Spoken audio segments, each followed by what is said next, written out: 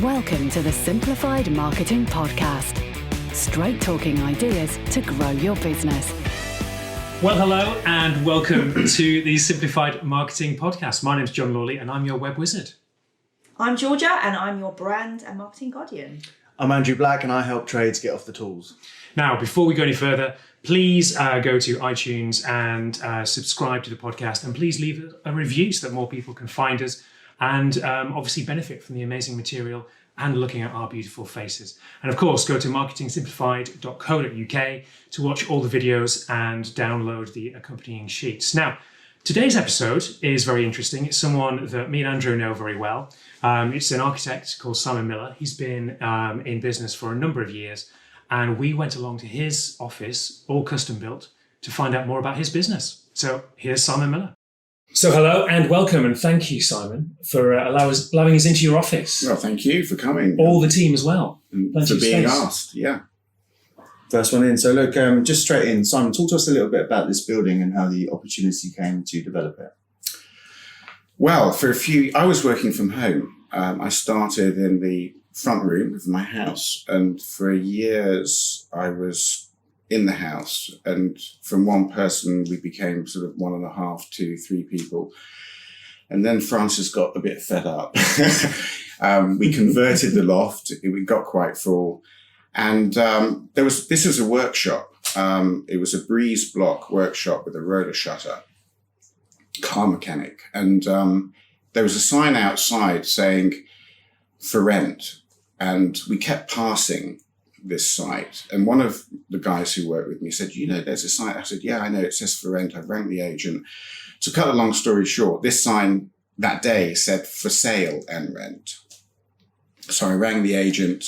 We put in it was a closed bid. I came second of, I think, 18 bids. And I said to the agent, so what now? He said, well, he's won it, but if you want to up the offer. So we upped the offer once, and then we made it a contract race. So I exchanged and completed in 25 hours. Brilliant. Wow. So my retiring accountant said, Simon, I love a challenge. So at that point, we did 2 planning schemes. We did a planning A and B scheme. The A scheme was this, the B scheme was the conservative scheme. And the head planner said, I'll support you. And from there on, we built it. We got permission. We had about 20 objections from all those people. Oh dear. And but we went through the system as we do, for our clients. And I'm lucky, really, not just practically 5 minutes from home, but just to have it, really. Had you noticed since coming to a larger building that there's been any difference, sort of changing offices, moving, developing that side of the business in a way? Had that kind of attracted more business in some way?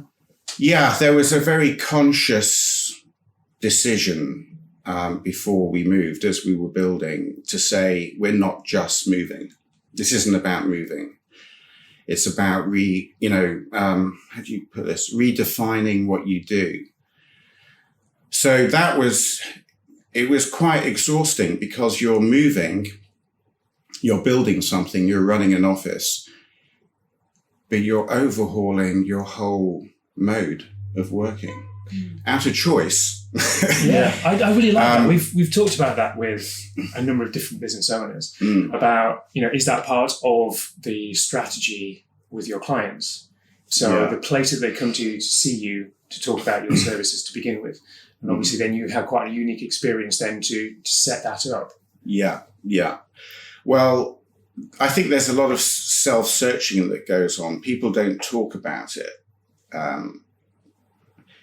per se, in an obvious way. But people discuss things with each other about their own home or their office. And as you get to know them, it comes out. And for us, it was less cottage industry, architectural practice. And what does that mean? And we had to work through it. But coming together, the building coming together, moving in, and then sort of changing that mode of working, that took time. That was a good two and a half years to feel that we've changed how we're working and not just feel we've moved into a new building. The building is a physical manifestation of something, but it's, yeah. And was that pretty much a part? So you were talking about how you'd started out the business, you were working from home, a home office, and then you've had the opportunity then to actually buy a site and construct. Yeah. And in a way, you're, with the line of business that you're in, you've said, this is me. Yeah. This is an example of what we can actually achieve. But then you've come to then a larger space and bigger team. Yeah. Larger space, bigger team. I mean, this was an excuse to explore some obsessions from a design point of view. Yeah. I grew up with timber. I was walking around timber yards at 7 years old, So timber is an obsession. I like black. But also interested in the way, how has timber moved? This is cross-laminated timber. This is a jigsaw. The actual structure was built in 4.5 days. And the tolerances are 5 millimeter. So there's a lot of things that you work on that sort of drop into your mind thinking, well, wouldn't it be good if we could just explore that? Yeah. When we do this.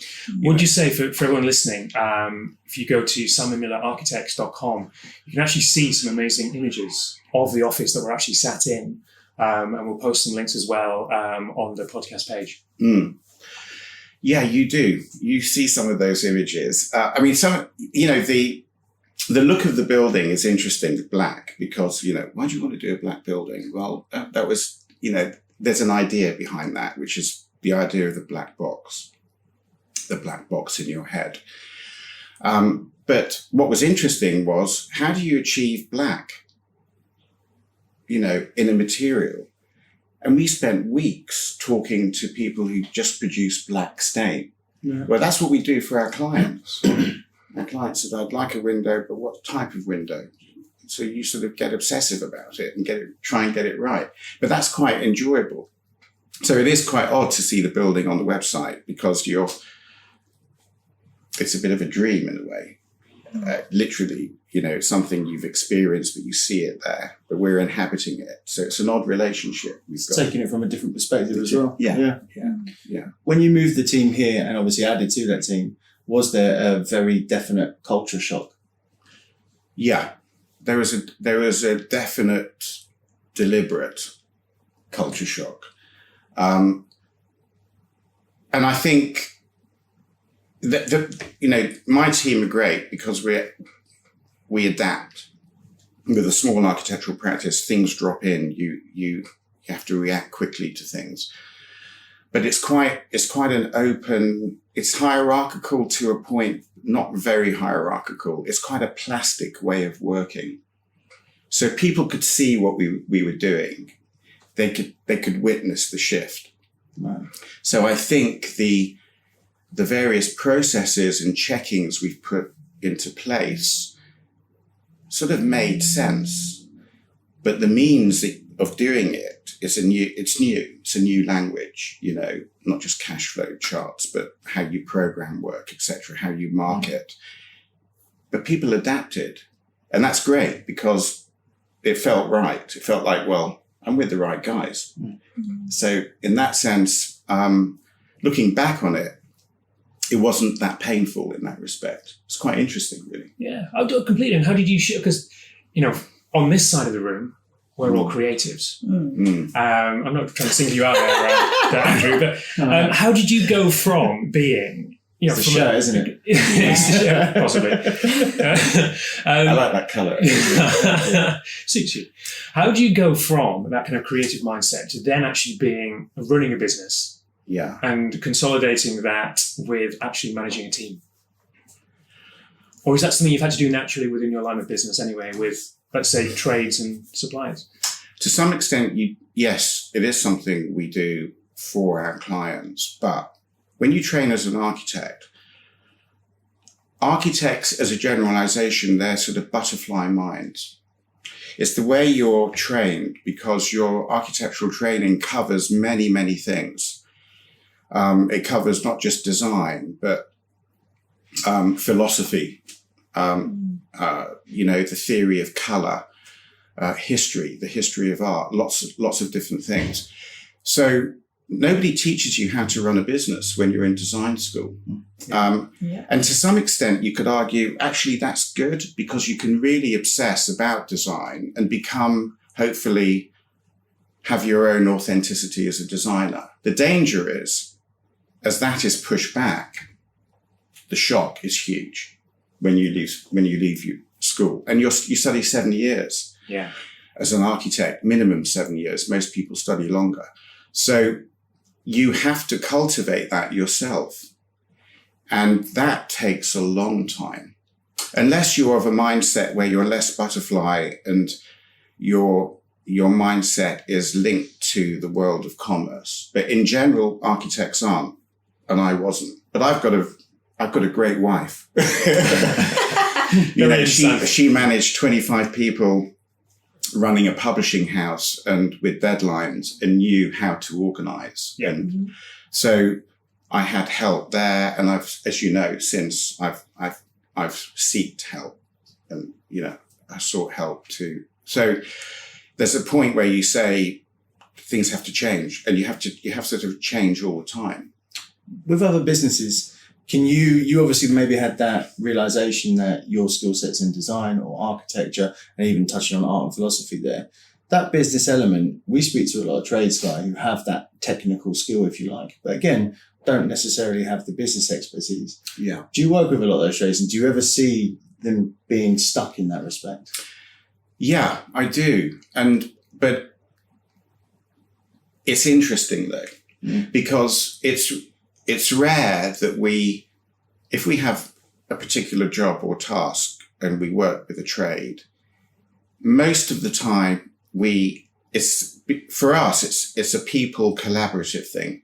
So you do get to know about that person. There were certain jobs which are sort of quick in and out tasks, but over time we've got to know trades, other professionals well, and we might meet in a cafe or whatever. So, we find ourselves talking about where they're at, what they're doing, and how they managed to acquire that job. They were one of 5 or 6 people, why they missed that job. And so I'm interested in, we're not the architect that comes on site, points the finger, get it done, walk away. We've never been that. That was one of the golden rules starting this practice. Yeah. I wasn't going to be like that, because I witnessed that a lot. So for me, it's about people. Most of it is about people, and you're sort of bringing something together. So you learn a lot about how people operate their businesses, and it's fascinating. I would say that the word creative is overused. I would agree with that. I would say there are people in business who are more creative than there are sometimes architects that I meet. So what I mean by that is that the idea of authoring a strategy for a business is very, very similar, you could say, to coming up with a diagram or an ideogram for a project. There are similarities. I think we can get stuck on this notion of creativity, which can polarize people. The electrician on site can be just as creative. I agree. And we learn a lot. When they turn up. When they turn up. But it's great because I love seeing things made. Yeah. And I love seeing problems solved. Yeah. So, it's the sort of creativity is everywhere. Is there a kind of a stop point where design stops and then construction begins? Or is it just a continual process? And sometimes you find you have to give in to your original designs for the sake of certain construction materials or... Yeah, you do. You looked a little bit sad then. Well, actually, it's something you live with, because the difference between architects and artists are artists don't need clients. They can produce, they need to produce for themselves. Architects need clients. So we are therefore in the world of commerce. So we're bridging the art of architecture with commerce without patron, our client. Well, that's an incredible dynamic to be operating in. You want to do what you want to do, but you want to draw out of your patron, your client, what they want. But they've come to you because they see what you do. And then you've got to make it work in the world of commerce. So a tender will come in and you negotiate the tender. You have to cut certain things out. But can you still hang on to those one or two basic ideas, notions that the client's excited about? Can you still do that? And that's where the invention comes in. So we had it with this building. You hang on to it as much as you can, not for just yourself, but for the client, because they're on board, they're with you, So it's interesting. If there was no budget or commerce, what would you personally want to design? Or I'd want... The golden question. I would say, give me a budget. I'll tell you why, but I'll answer the question. The reason why I say that is that if you set limits, monetary, space, you get invention. Okay. And you get freedom. So the idea of the ideal project with no budget is great. What would I do? I would probably be interested in designing a sacred space, or a public space like a museum. Yeah. For lots of reasons, but it's better that people come with their budget, because we have no choice but to invent with that limit, in a way. And So that's the interesting thing. And is that, because I know from me and George's businesses, if you just said to me, go away and build a website, of course I could do that. Yeah. But you're right. If you have a cost budget, or it's trying to sell something or get a message across, it's the innovation that then makes you think about the constraints about how that's actually going to work. And you come up with something that's much more... Exactly. It is. It's the innovation. I mean, I saw something recently.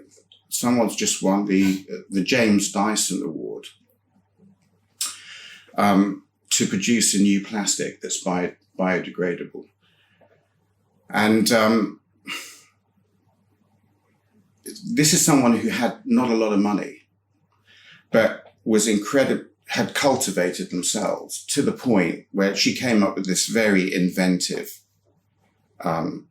this idea that combines science with a world problem. And there's an example of someone quite young trying to get what they can to make it work in those limitations. And someone on the other side, James Dyson and his organization in this case, saying, that's good. I could use that. We could benefit from that. So in some ways, the limitations or the struggles actually spark the creativity. Yeah, human condition. Yeah, very much. Just to turn it back to architecture a little bit, the continual professional development, how has that affected your industry? Is it something you look forward to, or is it something that's a bit of a pain? It's something you have to put in the diary and commit to, and you have to do it for professional, qualification.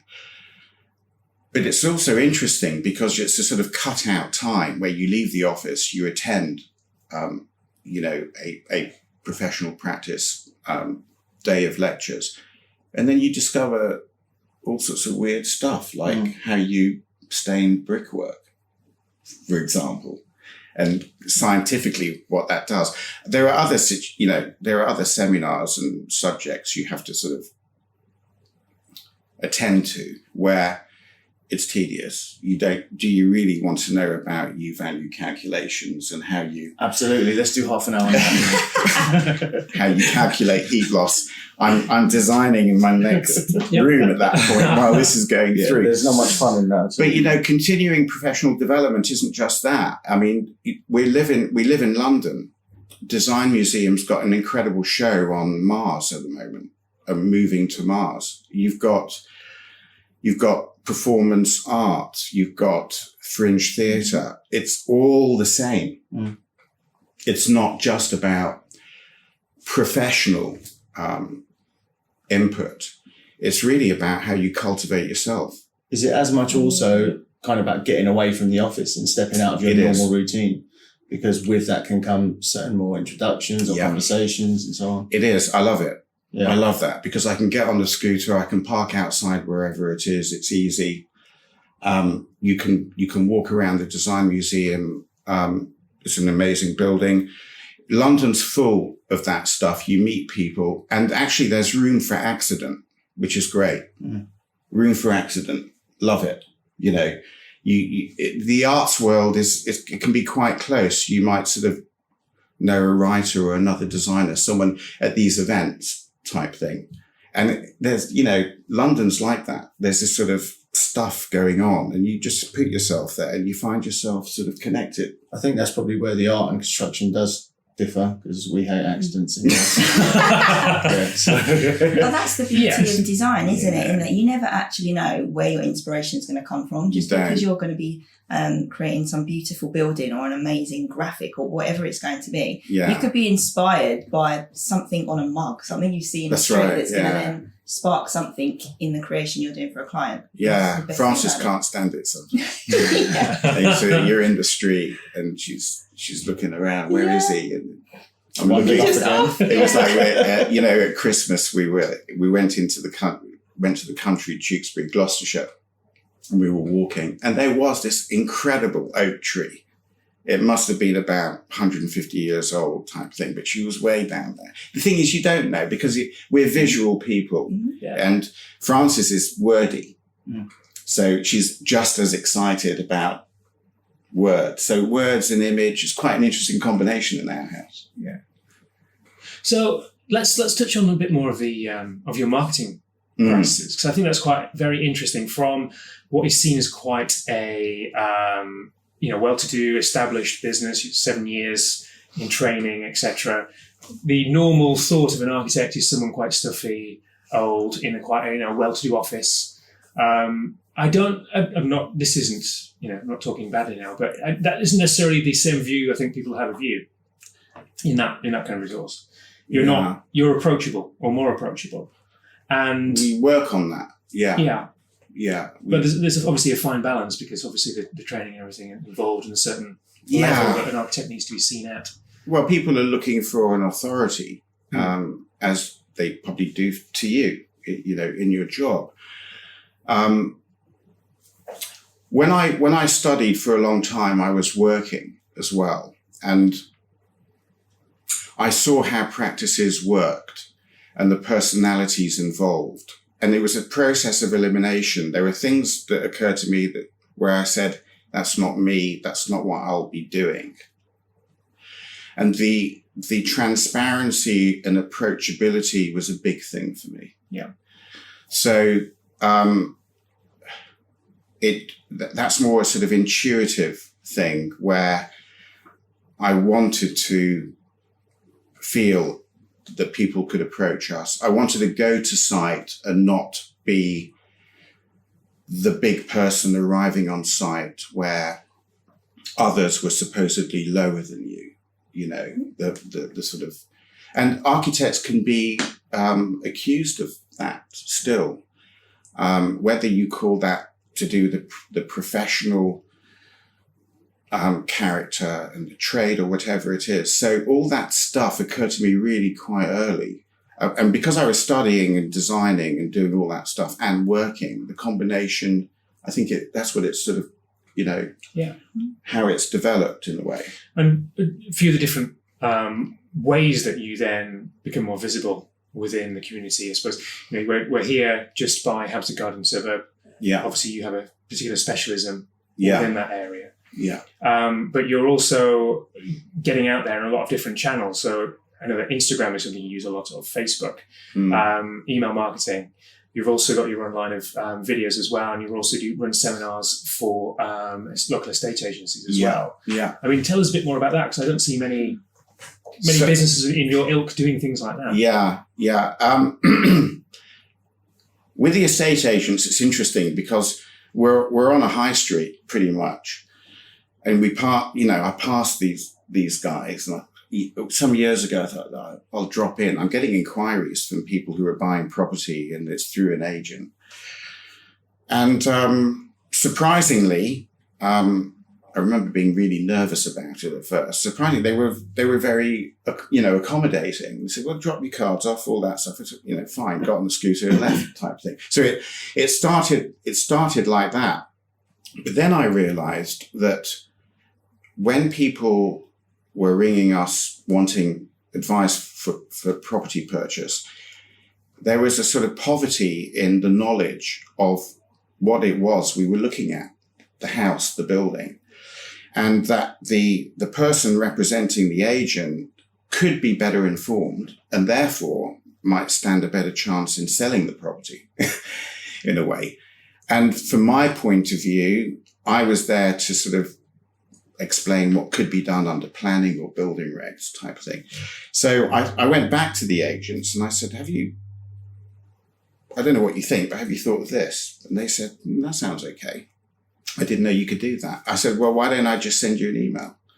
So it was quite a natural thing. You're on the high street. And then it's become more of a strategy now. Once you discovered there was a niche kind of in that market. Yeah.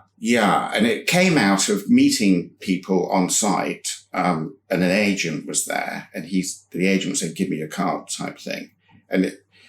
So I just thought, yeah, okay, then I'll give them a call afterwards. Yeah. Is there a lot of architects that maybe don't have the knowledge that you have of the planning departments or the connections with the planning people within the local authorities? I'd say there's a few local authorities where we know the planning system fairly well. And being in Barnet, which is one of the largest boroughs in the country, we happen to be based in a borough that's producing a lot of building work. But, Westminster, Camden, we work in those areas. And then there are areas we know less well. But you could also take the stance and say, well, a building's a building. And what we need to find out, we'll find out. Mm. And we'll go to certain people in certain areas and glean from them. How do they do this differently to where we've worked before type thing?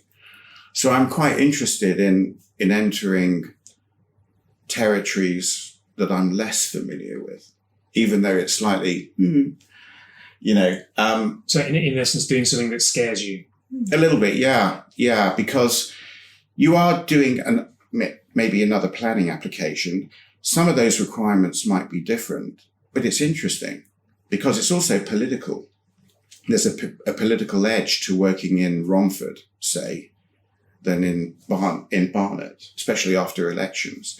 So you're entering a political social culture each time. And that's interesting because it does affect what you do and ultimately what you offer your clients. And you have to know the system and you have to know it quickly, but you do it. You can do it.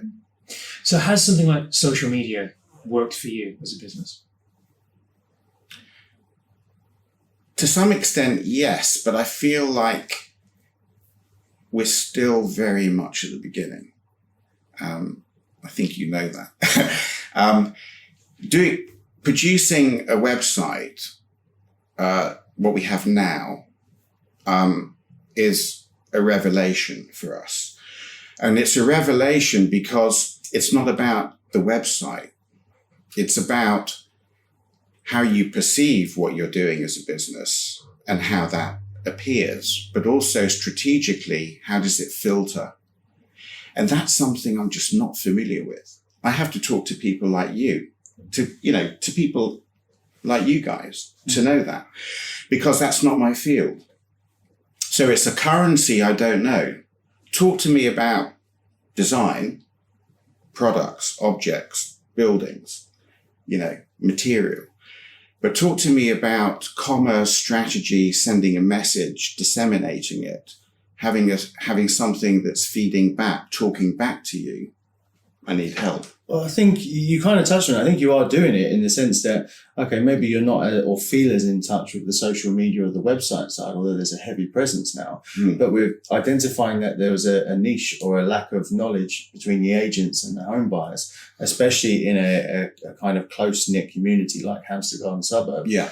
Was very good in terms of commerce. And I mean, just to link all the kind of elements of sales and marketing together, we mentioned off camera about the networking organization we belong to. Yeah. How useful has that been in terms of developing you personally and your business? That's quite a profound change for me.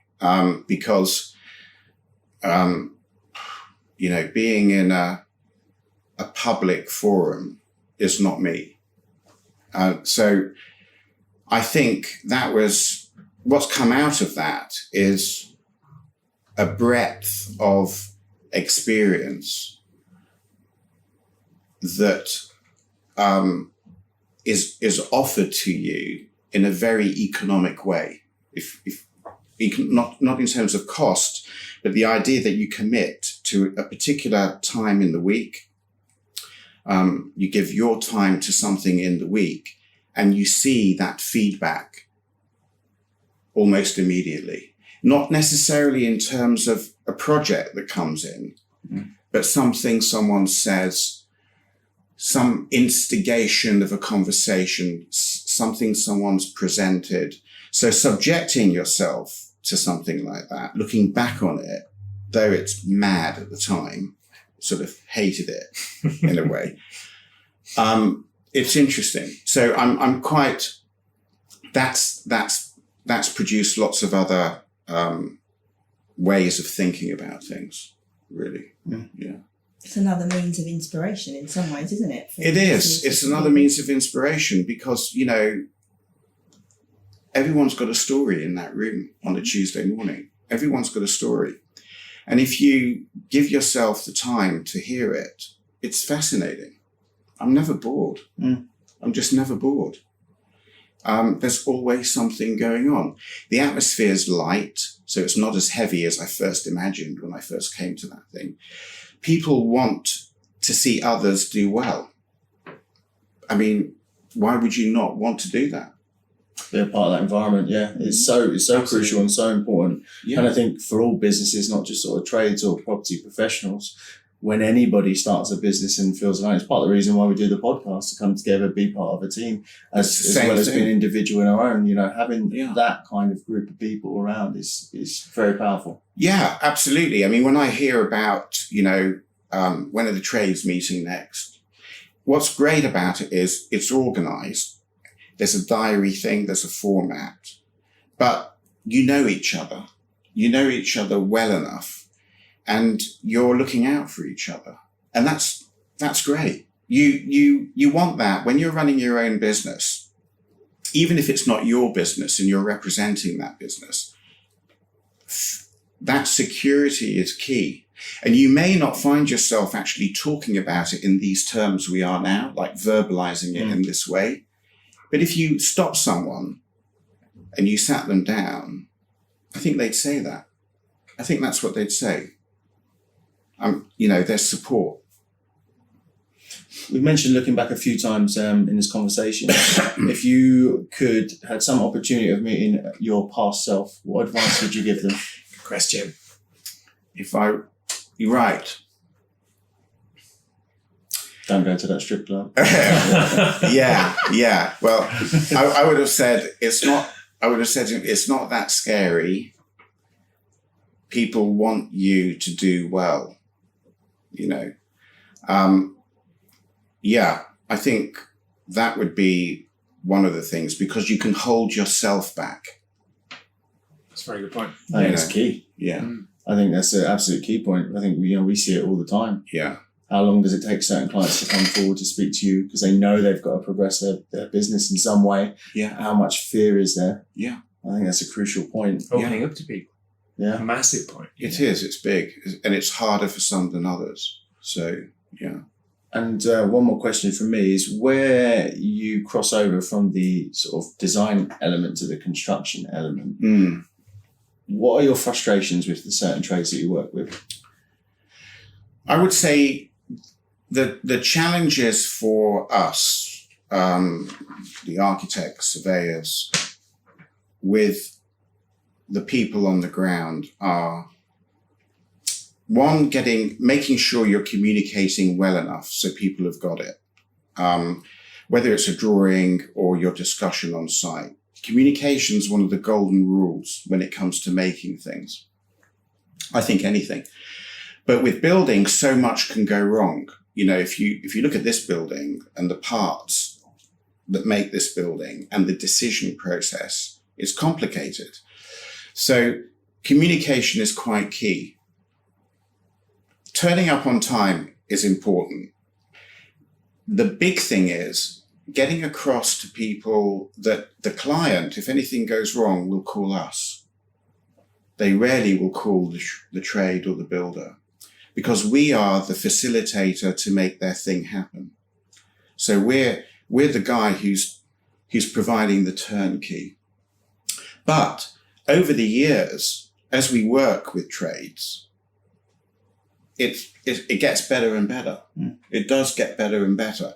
And the great thing is that you can have a client on site, you've got a drawing, and you've got a guy who's got a specialty. If you take someone like Kieran of RK Carpentry, what's great is he can come up with a solution to a joint. And that little detail has made the whole thing change, and the client smiles. That relationship on site, from a drawing, to the guy who's got all the skills and training to make it, the expectation of the client to be in that room and get that communication across and then see it built. That's great. That's what I love about going to site. It's builder, trades, it's whoever it is. It's a building inspector. It's a collaborative thing. There should be nothing adversarial about making something. You said it's improved over the years. What is it? What elements do you think have enabled those improvements? I think as we got to know people more. So relationships. It's a relationship. Yeah. They know how you work. They know your wit, your humor, your expectations.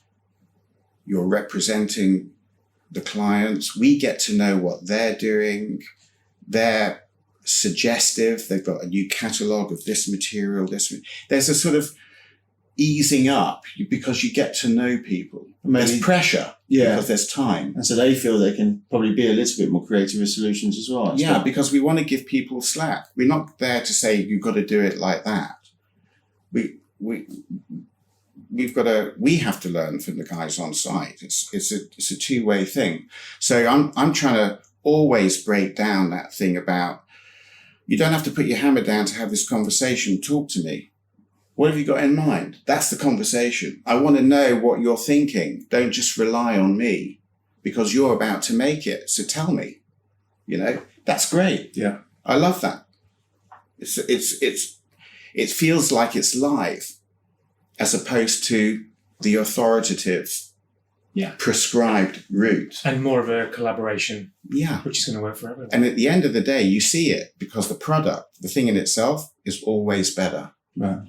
When you have those relationships and you have that communication, you see it. Hopefully here, the people we had making this thing, we experienced that ourselves.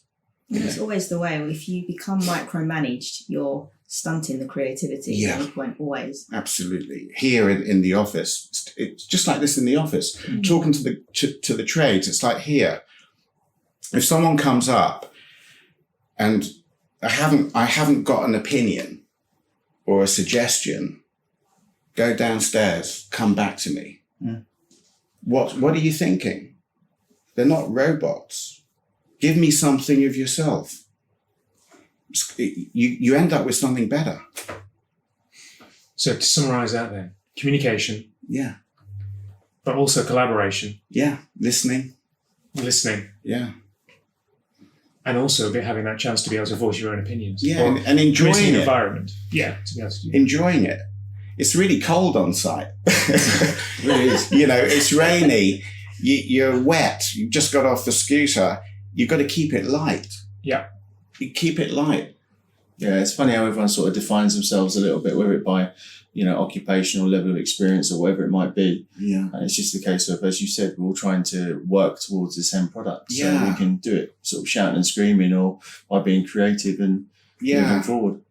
Yeah, it's great if you can get that culture like that. It's not always, but that's what you strive for. Excellent. Simon, we could probably talk for hours, and I'm sure there are at least 2 or 3 follow-ups to this episode, but thank you very much. Yeah, well, thank you. For your time and it's insights. been good. It hasn't been too boring. And don't forget, if you're listening and if you're watching, you can find out a lot more about Simon and his practice at simonmillerarchitects.com, and you can find out a lot more on the show page at marketingsimplified.co.uk. Welcome back. So we've just heard from Simon and about how he works and collaborates with a number of different trades. And I think what maybe is different with Simon in the way he works was, although he is a designer and an artist almost, by trade himself, he very much welcomes the ideas of the other trades guys. Yeah, I thought that was really quite interesting, the way that he was saying, and the guys in his office as well. Come to me with ideas, let's discuss them. It's a very free and open environment then to all collaborate and do better things. Yeah, that's where the best work comes out, isn't it, I guess?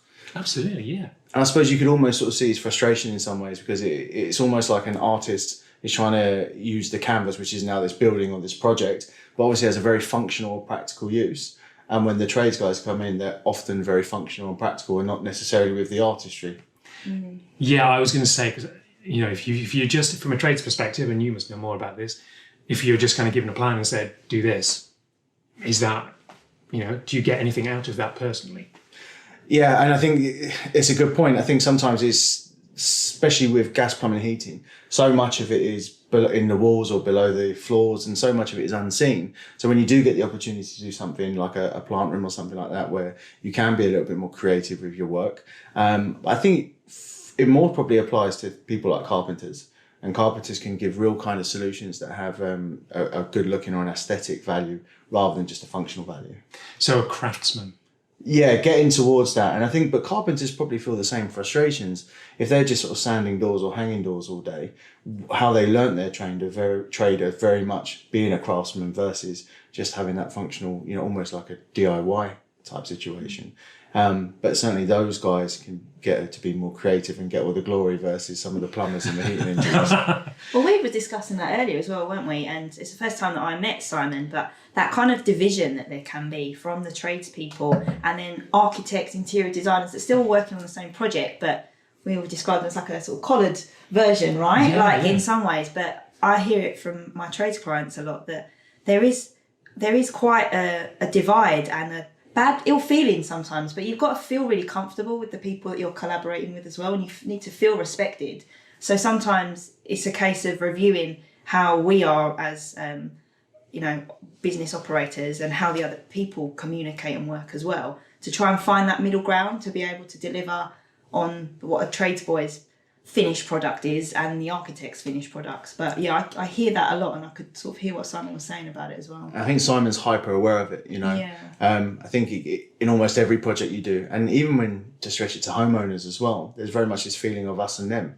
It's almost class system within having a job done, and it's ridiculous because we're all kind of people at the end of the day, and the better we get on and the more we communicate, the better we understand the brief or the project and so on, and the better the result's going to be. Yeah. Some of the things I really liked, and having worked with Simon directly as well, is that he's very open to new ideas and new concepts, especially things like marketing online, so Instagram, Facebook. He's been using a lot of those different mediums to help promote his own business, which I don't see a lot with architecture out generally, because I think that's kind of seen as kind of a bit of a stuffy world. Yeah, it's funny, those industries sort of almost sort of pigeonhole themselves. So the fact that he's coming out and he's very aware of that, and again wants to explore the creative side of his own personality through digital marketing and through the Architects on a Scooter brand that he's got going. I think it's great. I think it's excellent that happens, and it certainly makes him, just to bring it back, a lot more approachable to a lot of the trades and makes him easy to work with. And I think, to be honest, from my perspective as a tradesperson, a lot of architects could kind of take notice of that way of working. What I find sometimes with that is you have architects and they are designers, right? Just like I'm a designer, but a completely different field. So often is the case that people feel they've got someone in-house, whether it's in the office or anything, maybe it's like social media based as well, where they feel, that person could do it, they've got a skill set, or they know a bit about Facebook, and then they get those people to implement the work when actually they don't know. Like, I could never design a house. I have a degree in design, but it's not architecture. There's a similar methodology behind it and creativity, but it's completely different. And I see that in people that I've worked with and people that have come and asked for my opinions on what they should be doing. People get stuck in this rut and think that just because they have a team member that might be able to do a certain element of their marketing, that no, we can get them to do it, but they don't have the time and they don't actually have the correct set of skills. So it ends up being wrong and against their brand. So I really liked with Simon that he was open to that, and that's the conflict I've actually found with some architects I've spoken to in the past. It's been, we've got designers, they can whip something up and do a brand or do a website or do a social media. But it is like so different. So that appreciation is really refreshing to hear from someone like Simon. But that's either a recognition or it's your own self-confidence. And if you kind of have that confidence, whether it's in the market or your own abilities, then you don't feel threatened and you don't feel like a need to keep it in-house. Or it comes down to budget. People feel they're going to save a bit of money, but they end up paying twice, of course, because, as you said, design isn't matched up. Always. Brilliant stuff. Well, hope you enjoyed watching and listening to today's episode. Don't forget, find out more at marketingsimplified.co.uk and log on to iTunes and like and subscribe to the show. And don't forget, we're also on Spotify, Deezer, Stitcher, and iHeartRadio. So until next time, thank you very much. That's all for this time, but don't worry, we'll be back with more soon. Stay tuned for new episodes at marketingsimplified.co.uk.